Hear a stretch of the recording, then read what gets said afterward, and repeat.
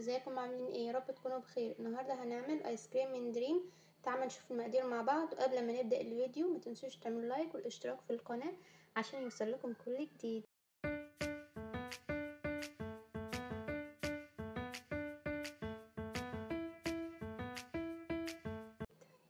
عندنا كيس ايس كريم من دريم، وكوبايه لبن ساقعه متلجه او كوبايه ميه متلجه ايا كان، ومضرب يدوي او مضرب كهربائي. هحط زي كوبايه اللبن كده، اهم حاجه تكون متلجه او ساقعه جامد قوي.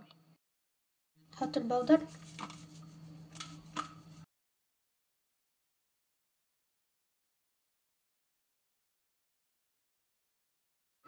اللي انا هحطه بقى ده زياده. طبعا لو انت مش عاوزه تحطي تمام عادي، بس كل الحاجات دي بتقوي النكهه شويه، فعادي يعني لو مش موجود. اول حاجه انا حطيت الشوكولاته بتاع البسكوت الاوريو، واحط معلقتين كريم شانتيه. لو مش متوفر عاوزه تحطي لبن بودره براحتك، مش عاوزه تحطي حاجه خالص هي تمام كده يعني.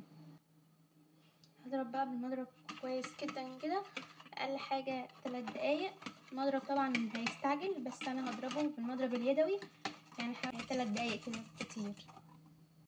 عملت بقى الايس كريم وبقى تقل كده، احطهم بقى في القالب.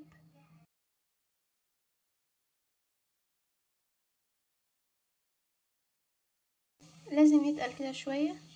احط بسكوت اوريو كده، ده طبعا اختياري، مش لازم يعني تحطيه. حطها بقى في الفريزر على الاقل حاجه مده ساعتين، نرجع لكم تاني بعد ساعتين ان شاء الله. وكده شكل الايس كريم بعد ما جمد. هبدا بقى اصبهم في قوالب بتاع الايس كريم. انا عملت بمعلقه كبيره كده، وهيبقى احلى ايس كريم ان شاء الله. كده وصلنا لنهايه الفيديو. لو عجبكم الفيديو ما تنسوش تعملوا لايك والاشتراك في القناه. وشكرا على الدعم الكبير، والسلام عليكم ورحمه الله.